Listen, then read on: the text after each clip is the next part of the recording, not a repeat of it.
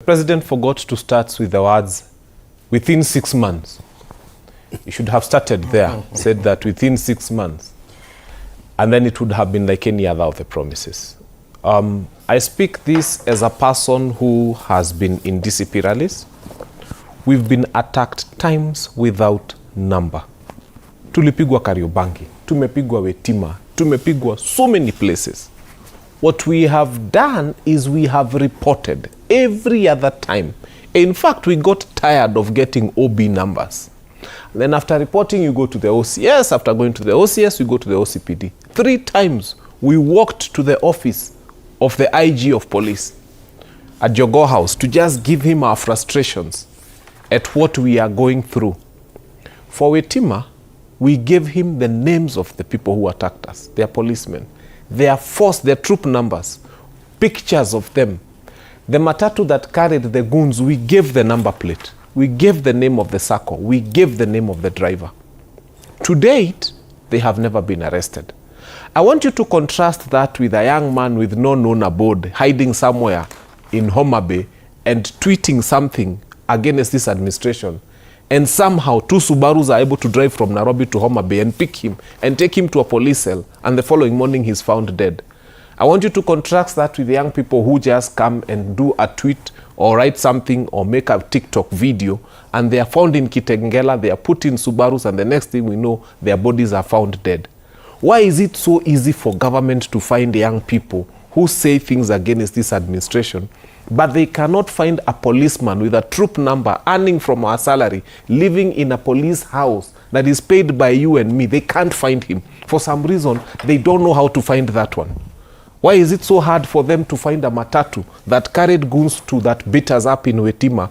Its registration is known, the driver is known, the circle is known, but somehow they can't find that one. The one they can find is a human rights activist who came and said that this administration is doing bad things to the people. We don't believe in anything the president said about goons, full stop. Let me tell you, the things the president wants to do, he does them even against a court order. We are told we don't want Ebola in this country. There is a court order to that effect. The next thing you hear, 7 Americans are here. So why hasn't he gotten to a place where he has arrested those policemen and there's a court order, and the court order is telling the president not to arrest them, but he disobeys that court order? When we have a problem with riparian land, kwetu Dagoretti wanatunyang'anya mashamba zetu. Nani kutunyang'anya? Unakuja unaambua 60 meters in any direction is a river. And then on top of that river, they want to build affordable housing. Yani, they destroy the houses we've afforded so that they can come and build the ones that they think they afford. Now, that is what I am saying. And they are usually built against a court order. If this administration is serious, let them start by how. Now, your sisters, one of the media stations in this country has highlighted. They've shown us the faces of the policemen. They are known. Up to now, the president is giving us funny stories about how he wants the police to arrest them. These people are known by him. The vehicles they were using are state resources. The guns they were using are our guns. The tear gas they were using is paid by our money. So who entrusted them with our tear gas? This government is just wasting our time. Let's just tell us they've turned themselves into a goon republic. They've decided to use goons to beat us. They hate us. They want to kill us. They want us to remove us from this country. They should tell us that. Then we ask ourselves, should we revert to Article 1? Because all we are asking the state is this. When we tell you this is the guy, and you can see him and you see the pictures and you have everything, and that person has not been arrested, why are you making other news briefings about it? Right. Yeah. If you look at what happened in Malaba, all those goons were brought by the politicians. And who are these politicians? They're the ones in power. They're the ones who control all the institutions. Look at what happened at Olkalau. All those goons were brought by politicians. They were not brought by churches. If you look at any situation where you see goons being involved, they are being brought by politicians. Why are they doing that? Because they know that even if anything has to happen, there's that impunity. You remember recently that we had this thing at this church in Nairobi. Was it? All Saints Cathedral. All Saints Cathedral. Those things people were captured on camera. The policemen were there. But have you seen how many people have been taken to court? Those small people. But who organized? They even said we know the person who funded this. Because there's nothing that happened in this country, especially when it comes to goons, without politicians being that. And you know, they do this to protect their interests. They don't protect the interests of the common man. So for me, what I would ask is that, do we require the presidential intervention for goons to be arrested? The reason being, these goons have broken the law. This is a simple thing. that you only require the OCS to move in. But can they do that? They cannot do that because all these goons, they're being controlled by the state. Right. They're being controlled by the, like what you're saying, the internal affairs unit. Then, how do you call it? Interior. Because there's no way, like you saw what NTV was trying to highlight. If you as a journalist can carry out investigation and be able to unmask those people who are involved, what about those people who are trained to do investigation? What have they done? There's nothing. The reason being, those goons were brought by the state and they're being protected by the state. Okay. So as at now, what the president is saying is just to whitewash or just to blind us, because you don't require the presidential directive to arrest goons. You only require the IG to order the arrest of the goons. We take the law into our own hands, not just as a country, but as a people. The picture that it creates in the country is we are moving towards state of lawlessness, and now moving to the election where we always say that it is a physical expression of an emotional feeling in terms of political alignment. That is the voting. So as we move towards that, it is going to be a crazy state. And that is why we are saying that first also we must change our mentality as a country. If we cannot change our mentality as a country, because we want to politic throughout the year, throughout the 5 years, and now when we move to the election, it's going to be worse. And these are known people. I think we need really, just as I'm looking on this newspaper, I'm seeing my Chief Justice, we need our judicial system to be more effective than we can see. If people are arrested, let them be prosecuted. Let people see that we have independent judicial system. And we also have independent the police system, so that our country really can be governed in a more professional manner. Let us not shift the blame games. I think this independent institution should take their work serious, so that as a country, and we are not saying that the powers of these institutions have been completely diluted. No, they still have their powers. We have not, since I went to Parliament, I have not seen where I have changed clauses that are affecting the operations of the judicial service. They still have their jurisdictions well illustrated. So what we are saying is that when we have people with integrity and we have people who can enforce the laws as they are put, that is when we are going to have a sustainable country in terms of the political discipline. We are going to have a country where the goons will not overpower us. I have seen that evictions are not done by the police, by the way. People now resort to having goons. I think it is a faster way of eviction. The processes of getting the police to help you evict, I think it has been a very long process. And I think it is because of the systematic erosion of confidence of the Kenyan people about the judicial system and about the police. So they are looking at ways that they can now take up roles, but using different avenues. If there is one thing I said, I would rather never lead than have blood associated with me. I would rather be a primary school teacher. I would rather sell mandazi in Dagoretti than ever have the blood of one young person spilled in my name, leave alone dead, spilled in my name. And that is why I remember some time when we had a DCP rally in Dagoretti South. I had two choices. One was to mobilize very many goons to come and beat up people who come to interfere with the rally. And the other one was to call the two leaders, John K.J. Kerie and Beatrice Elachi. And I called them at night. And I told them we are having a meeting tomorrow. Can we agree as leaders that we shall not have our young people killing one another over something that should not happen? And Elachi can confirm to you that we had a lengthy conversation with her about how we are going to secure Kawangware. And we secured Kawangware through conversations. She's in broad-based, I'm in DCP. But we said we are not going to have bloodshed in Kawangware. It would have happened. So I'm telling leaders something I have done, something I do, and something we can all do. That it is possible for me to, the only person we found unreasonable totally, and I'll say here is the MP for Kikuyu, because we were beaten up in Kikuyu. And we were asking him, surely, Kimani Ichung'wah, do we have to fight? What happens if a DCP rally happens in Kikuyu? Who dies? So once he realized his goons could not work on us, they sent us policemen with tear gas, and these killers could. They rubbished our tires, our vehicles were beaten up, and it was all over the news. I wish Kimani Ichung'wah had listened to us, that it is possible for us to come to Kikuyu, and we say one term like we always do and go, and he can come the following day and say 2 term and nobody is going to be hurt. So this culture of goons will be ended by us leaders. I have done it in Dagoretti, and many other people can do it. Okay. And John Kiarie will tell you that we don't agree with him. He's supporting William Ruto. I am in the opposition. But when it comes to the lives of young people in Dagoretti South, I'll pick up my call and tell him, KJ, I know we are fighting, but let's have a conversation. That the lives of our young people are so sacred, we cannot afford to lose one.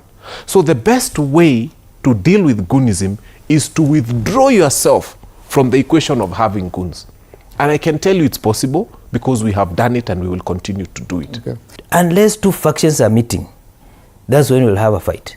Now, if there are fight between 2 supporters, does it mean that those who are goons? They are not. The reason being, right now, if today you're a politician and you walk around with your supporters, especially when they're young men, they are going to be baptized to be goons. To me, I tend to disagree. You may discover that out of 1,000 supporters, we may only have about 5 or 10 who are goons. Let's not try to criminalize these young men. The reason being, most of these people you are calling them goons. Just go look at their background. These are young men who have been to school, they have been to university, they have not gotten employment. Sometimes they tend to get excited when they work with their leaders. But why do we call them goons? You have your own supporters. Like, for example, in funerals, you may discover someone who may work there with this supporter. Then some other person also comes with these supporters. There may be clash of ideas, but do we baptize everyone to be a goon? You see, we've seen the number of times fights have erupted in funerals in Western Kenya because politicians are speaking, and then there are young people, as we call them, end up fighting. We had the last funeral is the one that happened in Bungoma. We had UDA guys, and we had even Edwin Sifuna was there. There was no fight, they only walked away within. But my problem is this: why are we baptizing every young man who works with a politician to be a goon? That's the biggest problem. You may discover that if you look at what happened even in Olkalau, how many people were armed? The one we'll call goons. There were less than 30. Mm-hmm. But now they are trying to make it appear as if everyone who was in Olkalau, they were goons. To me, I think most of those people, we call them goons, they are always being funded by the state. Like most of them were armed with guns, they were armed with tear gas. But you discover that in Western Kenya, we've had issues, but even people don't end up fighting. Show me any situation. We can have that shouting matches and what have you. But my point is this: not every politician who walks around with supporters is walking around with goons. All right. I sat with you here, and you're asking me, what are you going to do? And I told you to Kokadi, and we are holding our cards, and we are not going to show you our cards.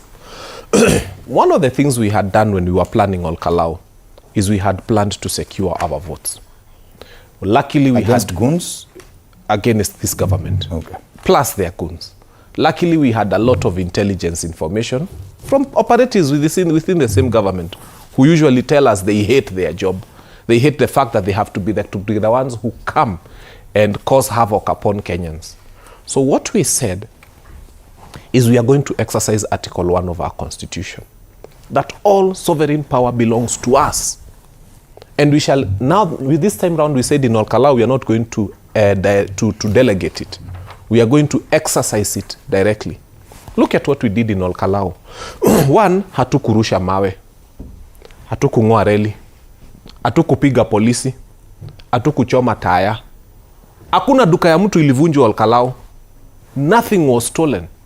But we were very firm that the only weapon that the Constitution of Kenya 2010 gives us is the ballot. And we will defend that weapon with everything we have. So the first thing was when people woke up in the morning, there was a Prado or a double cabin or some funny car without number plates in all polling stations. And we knew and firmly believed that they had pre-marked ballots in those vehicles. So the first thing we did is we said there's no voting until these cars are out of the polling stations. Who was resisting? Government. We told them as long as this car is in the polling station, there will be no voting taking place. And we were firm and we were disciplined and hakuna kitu ilichomwa and the vehicles were removed. So, and the voting happened, we said, ikifika 5 p.m., 5:01, nobody will be allowed to vote. Because these guys were waiting for the cover of darkness. That's why we had more than 1,000 policemen and all these hooded people. So at 5:01, the voting started.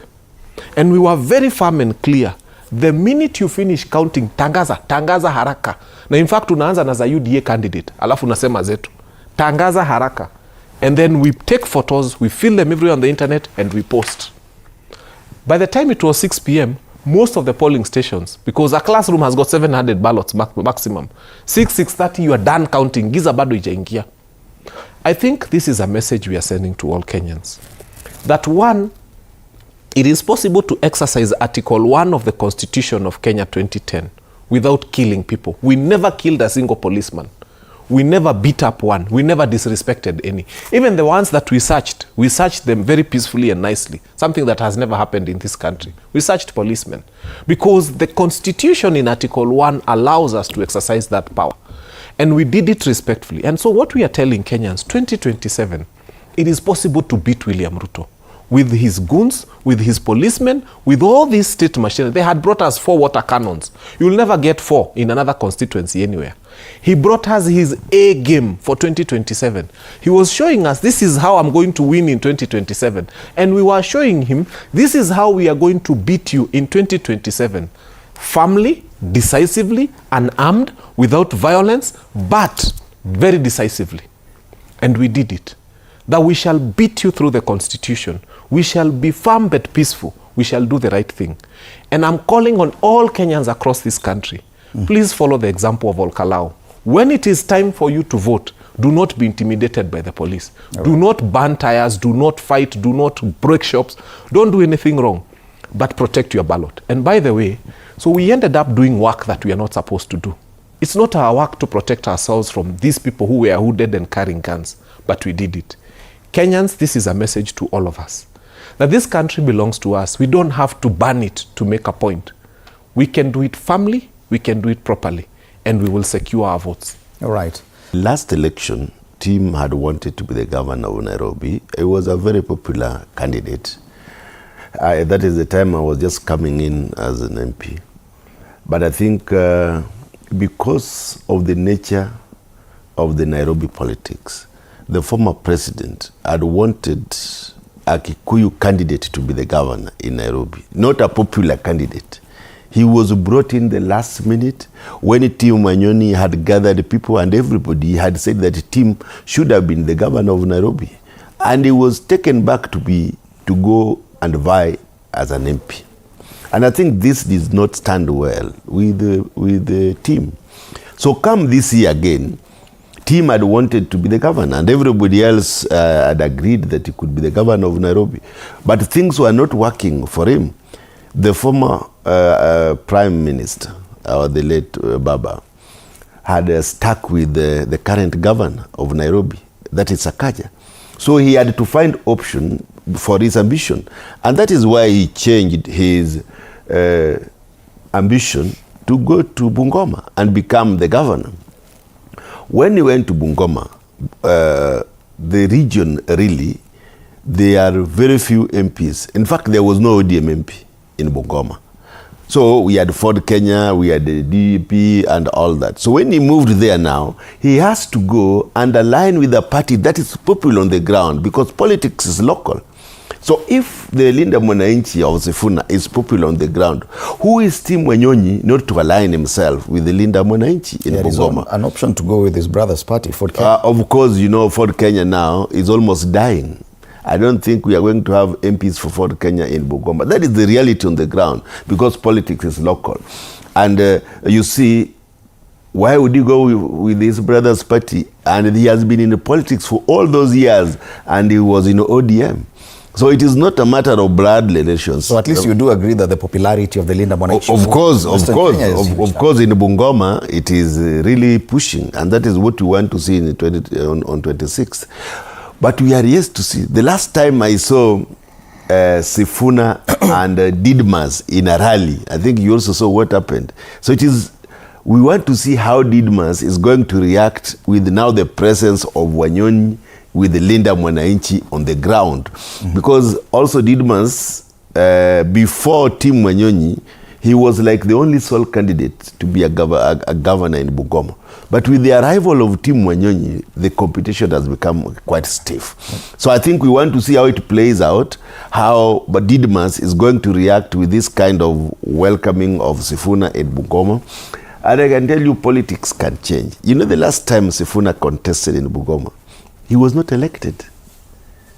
And he was with ODM. Are you doubting his popularity now? No, I am not doubting. So I am saying, that is why I'm saying politics can really change. Okay. One time you can be down, the next time you can be really up there. Okay. So at the moment, in Bungoma, the Sifuna factor cannot be overlooked. Yes. Yeah. I think first people need to appreciate that Sifuna once vied for MP Kandui. And the people of Kandui never saw how wonderful this leader is. Sifuna came to this Nairobi of ours. He offered himself as a senator. Can you imagine? They voted for Sakaja Wakacha Sifuna. Sometimes I look at voters and I wish I could slap each one of them individually. Unapiga kofi unachuna. Because how did These are your voters. How? No. Sometimes I talk to them. I'm one person who talks to the voter directly. And I tell them shame on you where they make mistakes. Sometimes I feel I could slap each Nairobi. Yani kuna wakati mulichagua Sakaja, Senator Nairobi, mukaacha Sifuna. Now look at his light. So sometimes when we are incapable of seeing something good, it doesn't mean that it is not good. I celebrate Sifuna totally. Let me also say that I'm a founding member of Linda Mwananchi. The very first rally we ever did in Busia, I was there. I addressed the crowd. We went together. In fact, we were in that fixed-wing aircraft together when we were landing, and we spoke about many things. And now when I see what it has become, and as I said, our politics is local. In Dagoretti South, where I'm vying, people used to smell me like, we unuki wa Munyoro, aki we unuki wa Munyoro. Mpaka unuke wa Munyoro ndio tutakuchagua. So I had to be in DCP because that's where my people are. Just like he said, in certain areas you need Linda Mwananchi, in certain areas you need ODM, and that is how politics is. And even our friend Morara Kebaso has learned the hard way. He's now in Jubilee and he's somewhere in Kisii. So that happens. That happens. And it's politics, and you have to accept that our people, in as much as they love you so much, they want you to belong somewhere. And they'll always tell you where they want you to belong. And you have to listen to them if you're going to become anything. So I am happy of when I see what Linda Mwananchi is transforming itself into. And I'm one DCP person who's been attending their rallies, of course with the blessings of my party, because I still go there branded DCP, and they understand, because we are working together towards the same dream. Let him consolidate his base. Let him come to the table. He's not coming to the table as a small boy, I can tell you for free. The person who has put up the biggest fight in this country against William Ruto is one Rigathi Gachagua. The person who has put up the second biggest fight against William Ruto in this country is Linda Mwananchi, led by Sifuna. So when you come into asking, what is Sifuna coming with? I mean, give it up to the young person. He's done so well. It's now the dichotomy of between Linda Mwananchi or Western Kenya kingpin. Because Linda Mwananchi was a movement for the entire country. But it looks like there's a push for Linda Mwananchi to be almost like the vehicle that will take people from Western Kenya. This is the thing. Sifuna is actually going to inherit Baba more than power. This guy of Tunataka power will not inherit anything from Baba. Baba was popular in Coast. Baba was popular in Nairobi. Baba was popular in Western. Baba. So we cannot limit Sifuna to a Western leader. Sifuna is not a Western leader. Sifuna is the leader, he's the senator for Nairobi, elected by they on very popular margin. He had very many votes. Give it up to Linda Mwananchi. When they go to Kitengela, those are not Luyas, and they get good movements. When they go to Mombasa, and they've done it, you look at it and you're like, kwani ni Waluya wako Mombasa? What Sifuna has done is he's inherited Baba. Whether people like it or not, Sifuna has inherited Baba. He has taken, I would say, more than 70% of what Baba had. And Baba had support in Taita. And Sifuna is going to Taita and he's pulling crowds and you're like, wait a minute. And look at him. He's not having his rallies in a market or closing a road. Sifuna is having his rally in a field and people are coming to his rally. He tells you something about him. Exactly the same way Baba used to do his rallies. Sifuna is coming with Baba's constituency. He's not coming as a Luya kingpin. Yes, a lot of Luyas will associate with him because he's a son of homecoming to Luya land, if at all. Because that's where he was born. Sometimes Kikuyu say, wega umaga na moshie, that goodness comes from home. So he needs to go home so that he can come with the blessings of home. But Sifuna is not a Luya leader. Sifuna is a national leader with a Luya background, but still, he's the kind of guy who would go to Mombasa and people associate with him. Nairobi, people associate with him. He did a rally in Thika, people associate with him. So Sifuna, let us not localize him and make him look at I just want to say, an effort to brand him as a Luya leader. I just want to say something. With all the good things about Sifuna, he can never be Baba. He can never inherit Baba. We can give him all of the adjectives, all the people who love him, but Baba, the big shoes of Baba, nobody inherits Baba. So let him develop his own people. You know, we don't want Sifuna to be Baba. Yeah. We want Sifuna to be Sifuna. Yeah, let him be Sifuna. That's one thing. We want him to be his own. Oh, his own. He's not about Baba. Let him not. Let him not invoke like, Babas. You know me. I'm in the Baba's bedroom. Okay.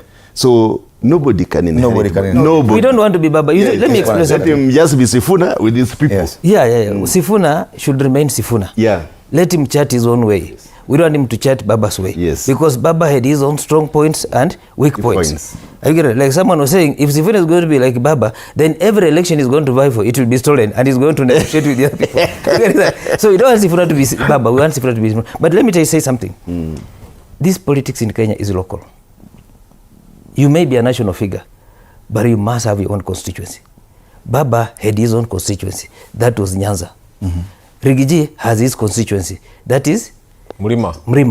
Kalonzo Musyoka has his own constituency. That is where? Eastern. Sifuna must have his own constituency. So that when they are going to the negotiating table, they'll ask him, what have you brought on the table? And the reason why Sifuna for the last, if you discovered, for the last 3 weeks, politics in Western has changed. Why has it changed? When George Natembeya decided to forego his presidential ambition and back Sifuna, it changed everything. That's why anyone in Western Kenya who wants to hold any position in the next election, he must have the backing of Sifuna and Natembeya. If you look at Tim Wanyonyi is a broad-based candidate for governor in Bungoma. He was unveiled in State House. You can remember at that time, Raila Molo was there, Ruto was there, and all 10 elected MPs in Western. They were all there, both in Ford Kenya, UDA, even Jubilee, they were there. Right now, if you go to the ground, people who have been supporting Tim Wanyonyi are people from the broad base. Like if you look at Waluke, he's the greatest supporter, and he's a two-term.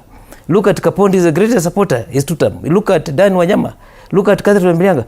But unfortunately, the ground has shifted. And Tim was able to read the signs of the day. That's why he had to jump ship and back who? Edwin Sifuna. I heard my friend saying that, look, you can't compare Didmas to Edwin Sifuna. I was in that funeral. You see, Didmas was heckled, but you see what he does? He plays with AI. When he leaves the funeral, he gets an old picture. Then he does that, he's walking away with people. That's not the truth. Two, when you see all those crowds in Bungoma, what do you do? Didmas will send a vehicle announcing that, come, I'm going to give you money. Anyone will go there. I can give you a good example. The day before an election in Kapchai, at Mohoya Market, Didmas held a rally of 6,000 people to campaign for Wetang'Ula's candidate. On the voting day, how many votes did he get? 6-7 votes in that polling center. There's another market called Mahonge Market. He had 5,000 people. How many votes did he get? 127 in that polling. So you see, look at what happened in Olkalau, UDA rallies. Hey, they had so many people because people are going to get money. But when it comes to voting, they'll vote differently. The reason why people have moved away from Kenya Kwanza in Bungoma is that, you see, before that election, Bungoma is the one that tilted the weighing scale. People had a lot of faith in Dr. William Ruto. People, in fact, as we didn't support Raila Amolo Odinga, people didn't support, they supported William Ruto. And then William Ruto had a certain agreement with our people. They agreed that, look, once I take over this position, there are certain things I'm going to do for Western Kenya. The first thing was to do 1,000-kilometer road for Western people. In 6 months? In the next 5 years. Do you know how many kilometers he has done? He has done no less than 2 kilometers. And this road goes to Honorable Moses Wetang'Ula's home. He said that, look, I'm going to give, like, for those people who want to join police force, they'll be going with buses. Right now, those ones who want to become teachers, we are going to, but right now, if you look at teachers, letters are being given to MPs. They are selling them at 200,000, 600,000. Who can afford? What it has taken us how many years to get a leader after the demise of Omalo Kijana? It has taken us about 20 years. Leaders emerge naturally. If you look at Oparanya's meetings or whatever, they ferry people in buses. They pay people to attend those meetings. But if you look at Edwin Sifuna's rallies, they don't pay anybody. If you look at opposition rallies, I've been able to host opposition leaders in Bungoma twice. The first time I hosted Rigiji and the group. The second time I did that, we never paid anybody any money. There was no school bus. Look at what's going to happen in Trans Nzoia and Bungoma. On Saturday, we'll be in Trans Nzoia. On Sunday, we'll be in Bungoma.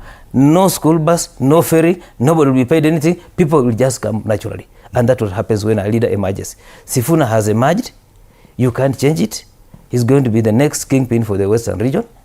And as I can tell you, I can assure you, all those people who are now with two-term, they are all going to be washed away. It happens. We can't change them. Look at when Wamalo came. We had Kina Mwangala and the rest. They were all swept away.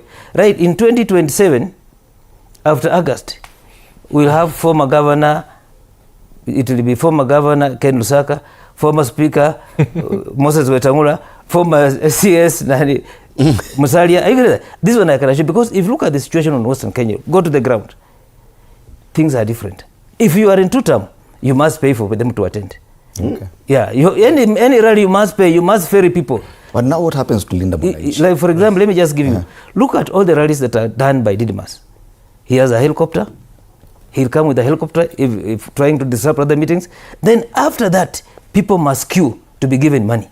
Okay. There's no rally Didymus can carry out without any money being given. Even when the president comes here, like you remember when he was in Bungoma, they did the last meeting was done at Uwanja-Ndege, the airstrip, the former airstrip. People had to queue to be given money. You look at school buses all over, yellow buses. But you see, like on Monday, on Saturday in Trans Nzoia, you'll not see any school buses. Yes, but You remember they revived Azimio, and people thought that Azimio was a dead horse. It wasn't dead. Remember, at the formation of Azimio in 2021 December, Parliament had to reconvene to create the first ever coalition political party, and it's the only one we have. Because Kenya Kwanza is a funny conglomeration of parties that is not very well structured. Azimio is the only political party that you can join as an individual or join as a party. Mm-hmm. And so what is happening as we speak right now, you see Kalonzo Musyoka is now the head of Azimio. I'm happy ODM left. I don't know why they left and went to bed with a government that is going home. I wish they hadn't been tempted to go. My friend, rudi ni nyumbani. So this Azimio, once it's rebranded, becomes a home for all of us in the United Alternative Government. And now Sifuna can join as an equal partner. And they can have a stake. No, what happens is they come as Linda Mwananchi as an outfit. You know, you can join as an individual, you can join as a vugu-vugu, you can join as a party. Come as you are. You can join as a company limited. You know, it's a very interesting political party, the way it was created. So just come as you are. And then it becomes a home for all of us. Obviously, the name Azimio will change. Remember, our logo was Baba, it was Raila. And now he's resting in peace, which is something we cannot, that is God. So we have to remove the R, we have to rebrand Azimio, and definitely it becomes a home for all of us. So Edwin Sifuna is coming as an equal partner, worthy of respect like every other person. And it is the hope and aspiration that all of us who are there will see him become either a presidential candidate or a deputy presidential candidate. He's worth it. I am happy because he's within my generation. He's a millennial like myself. And so we are saying Edwin Sifuna carries another unique constituency. The Gen Zs, the millennials, the young people see their aspirations in Sifuna. They see him as a person who carries the promise of their generation. And for that reason, beyond the Luya basket, beyond those other votes that he had collected that Baba had in Taita and a few other places, he brings a new constituency that people don't want to talk about. For an ordinary Gen Z, one of the things that will decide whether a young person is going to wake up and vote is who you put on the ballot. And I can tell you, in the presidential ticket, if there is no young person, if there is no person who appears like me and you, the younger people in this panel, I can tell you, young people will not wake up to vote.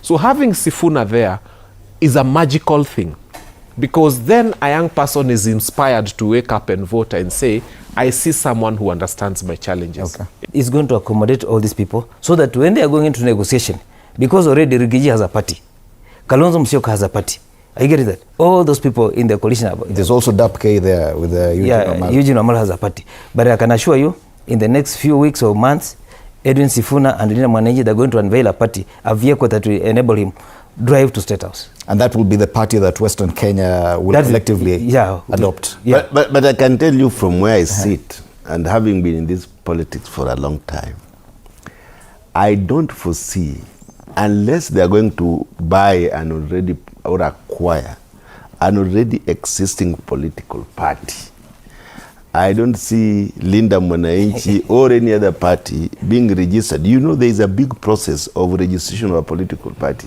It never takes less than 1.5 years.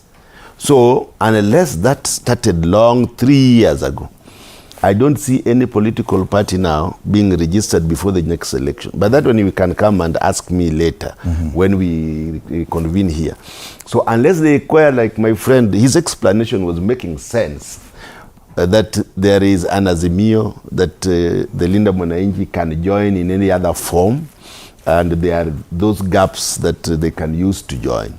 But coming with a new political party, which is going to be registered now, that will not happen. No, but you see, Linda Mwananchi is not a party. Yeah, it's not a party. If Raila had ODM, he used ODM to get into Azimio. Yes. Edwin Sifuna, get my word, within a very short time, he's going to unveil a party, a vehicle that will help him. And let me tell you something. Out of 47 ODM branches, 35 are with Edwin Sifuna. Now you can imagine how many branches are remaining. Out of? Thank you. Let Sifuna chart his own political path and the way he's doing. But it is also, it will not be good for him that he has moved from a cosmopolitan city like Nairobi, which has propelled him to that level, and now he is reducing himself to local politics in a village in Western, because he has been seen as a national leader. When we look at most of the leaders that we have, like Baba, was in Nairobi and controlled the politics of Nairobi. We have Sifuna as our senator. You know, I voted for Sifuna twice. I voted for him when he lost in the 2017 elections. I also voted for him in 2022 election in Nairobi here.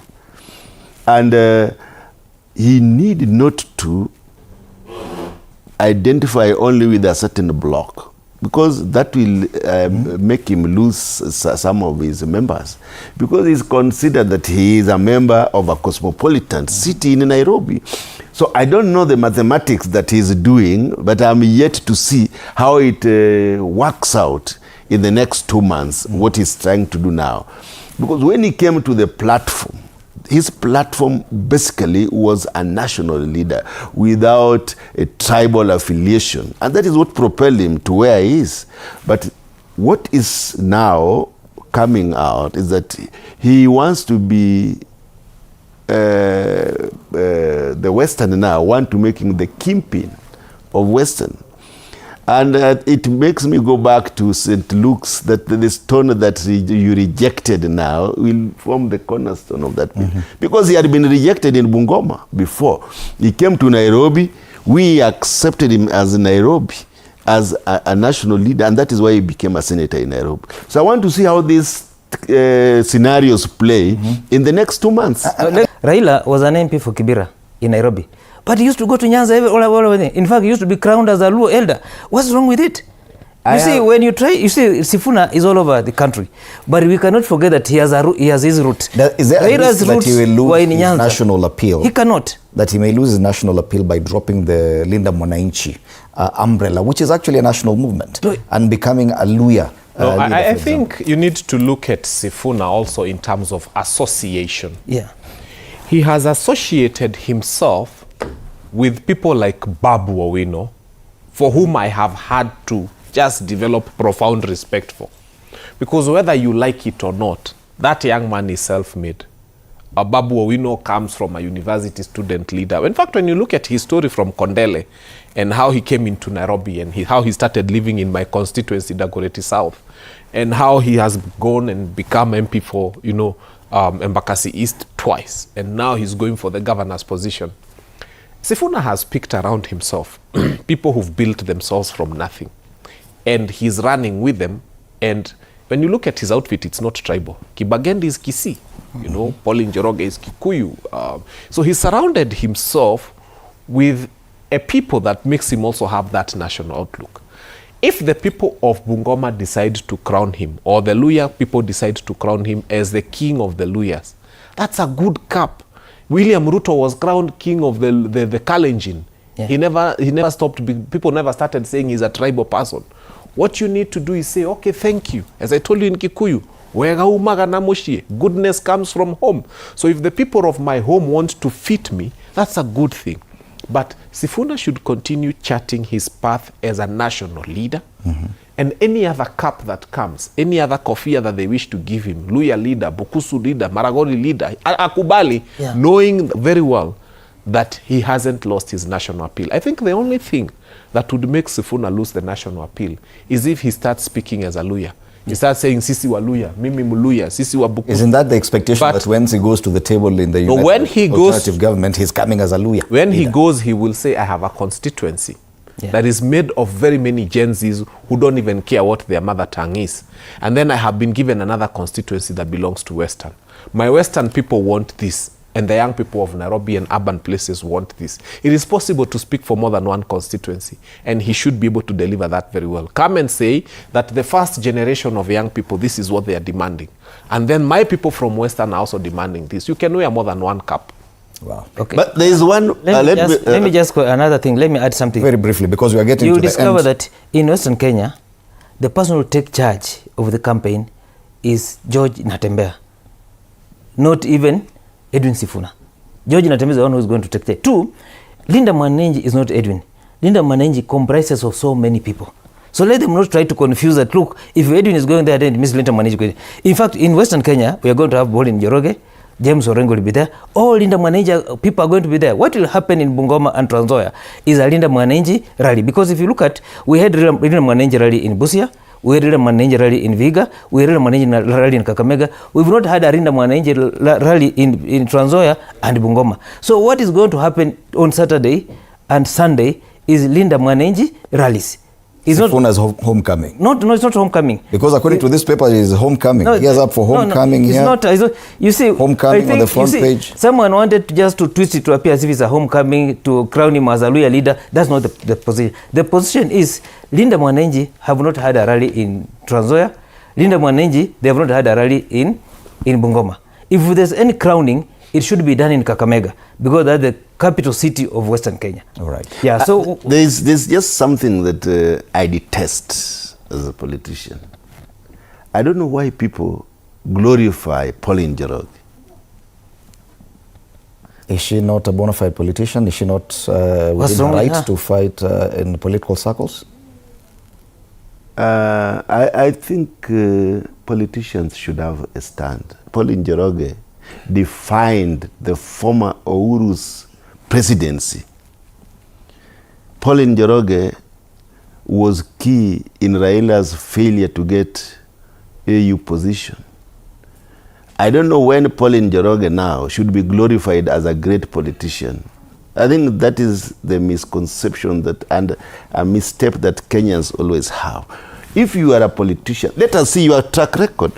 She has been there in different governments and keeps on jumping ship to satisfy her ego. And I think people will tell me Is she later. the first Kenyan politician to do this? It's unfair. It's unfair for him to attack Pauline Njoroge because even Raila has been in different governments. Why can't you start with Raila himself? Raila was with Moi. He was with let's be honest. Let us respect the dead. Let's talk of people who are living. No. This lady has tried. Let us give an example of the living. Let us not talk about the dead. Why are you so uncomfortable? Why are you uncomfortable with her? Why do you say that she was right? Who is she in the first place? Say that she's the one who caused Raila to lose AU. She's a very small person here in Kenya. And because of